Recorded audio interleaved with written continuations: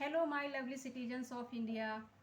जय भीम, जय संविधान, जय लोकतंत्र, जय भारत। आप लोग कैसे हैं? मैं आपकी दोस्त संध्या मैम। आज मैं पढ़ूंगी कॉन्स्टिट्यूशंस आर्टिकल 120, संविधान का अनुच्छेद 120 क्या कहता है। संविधान का अनुच्छेद 120 बात करता है language to be used in parliament, संसद में प्रयोग की जाने वाली भाषा के बारे में। तो मैं स्टार्ट करती हूँ। 120 article says language to be used in parliament notwithstanding number 1, notwithstanding anything in part 17 but subject to the provision of article 348, business in the parliament shall be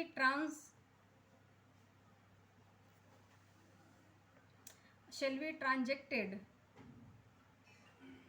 in Hindi और इन इंग्लिश। अब यहाँ पे हिंदी और English दो भाषाओं की बात की जा रही है आर्टिकल 120 के अंदर, यानी notwithstanding anything in part 17 but subject to the provisions of article 348 business in parliament shall be transacted in Hindi or in English,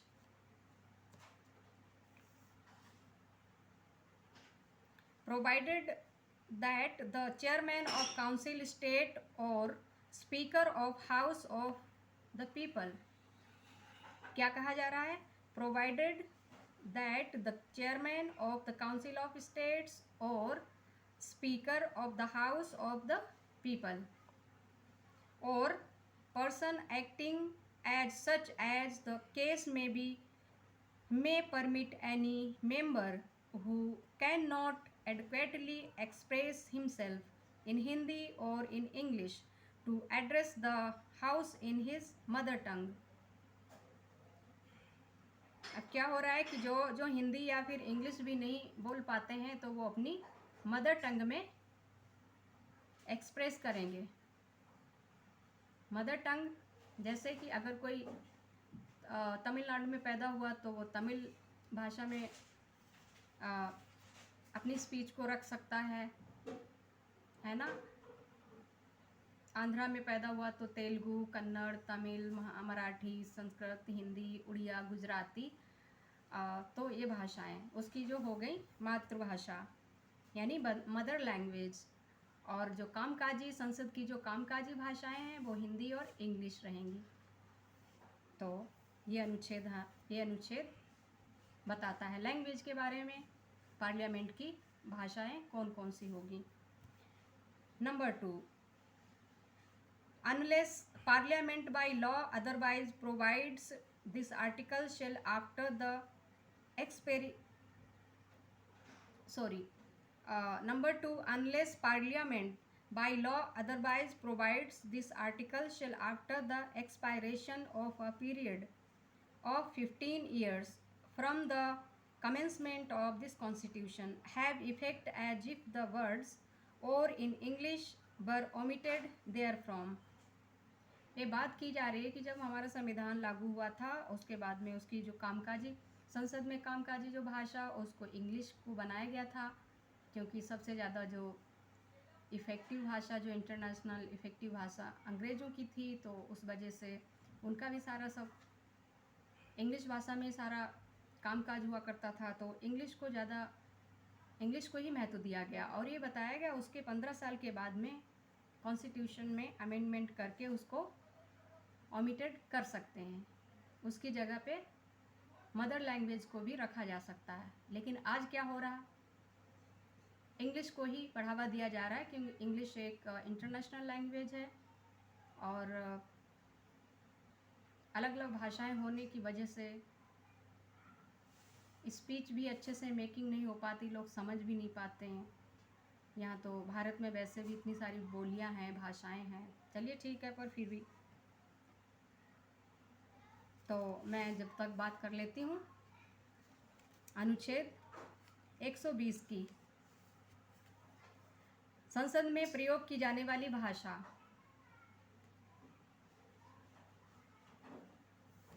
number 1, भाग 17 में किसी बात के होते हुए भी किंतु अनुच्छेद 348 के उपबंधों के अधीन। ये इसमें जो 348 का उपबंध है, जो जो अनुच्छेद 348 है, उसके उपबंधों के अधीन रहते हुए संसद में कार्य हिंदी में या अंग्रेजी में किया जाएगा। हिंदी और अंग्रेजी की बात हो रही है।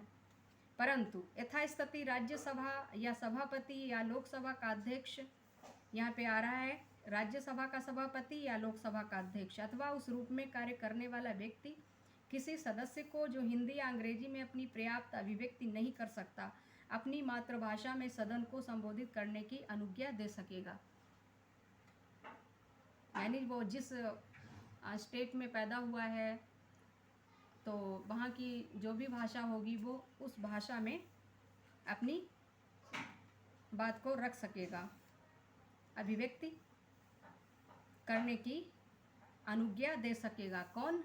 राज्यसभा के अंदर सभापति और लोकसभा के अंदर लोकसभा का स्पीकर यानी अध्यक्ष। तो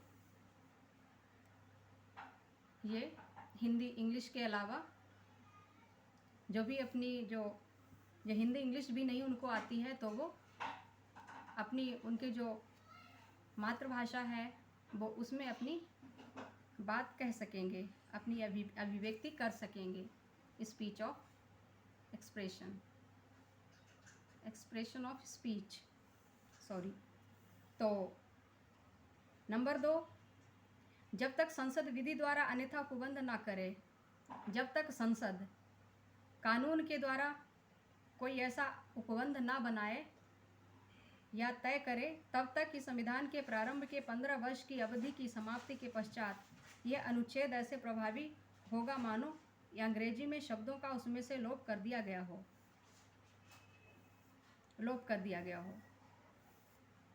अब अनुच्छेद 121 क्या कहता है?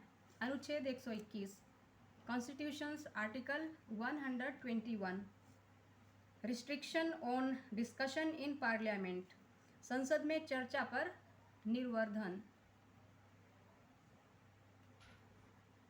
Restriction on discussion in parliament, no discussion shall take place in parliament with respect to the conduct of any judge of the Supreme Court or of a high court in the discharge of his duties,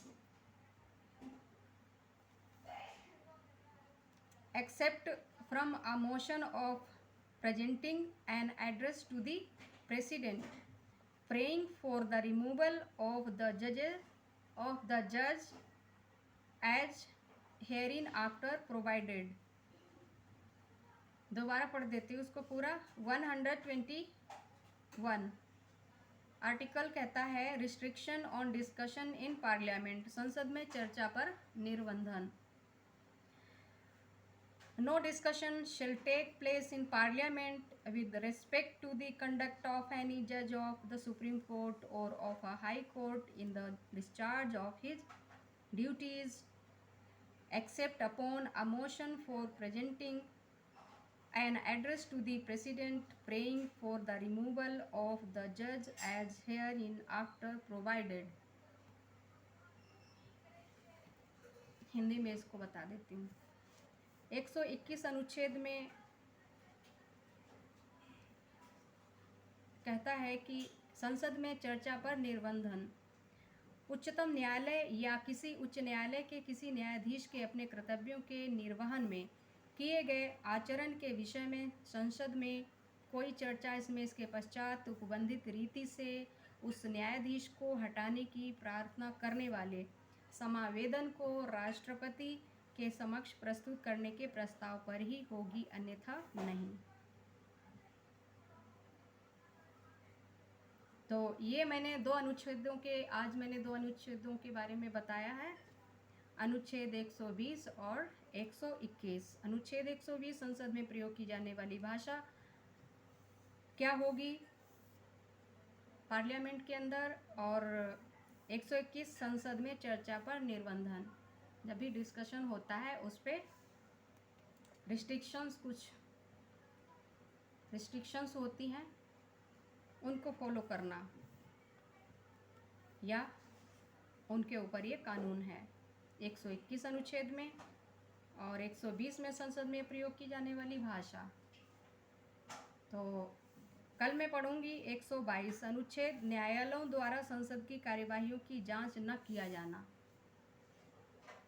न्यायालयों के द्वारा कार्यवाहियों की, संसद में जो कार्यवाहियाँ होती हैं उसकी जांच न किया जाना। तो इस अनुच्छेद को पढ़ूंगी। 122 courts not to inquire into proceedings of parliament, न्यायालयों के द्वारा संसद की कार्यवाहियों की जांच न किया जाना। तो ठीक है दोस्तों, आज के लिए इतना ही, और मेरे चैनल को सब्सक्राइब करना ना भूलें, लाइक शेयर कमेंट। आज के लिए इतना ही, नमस्कार।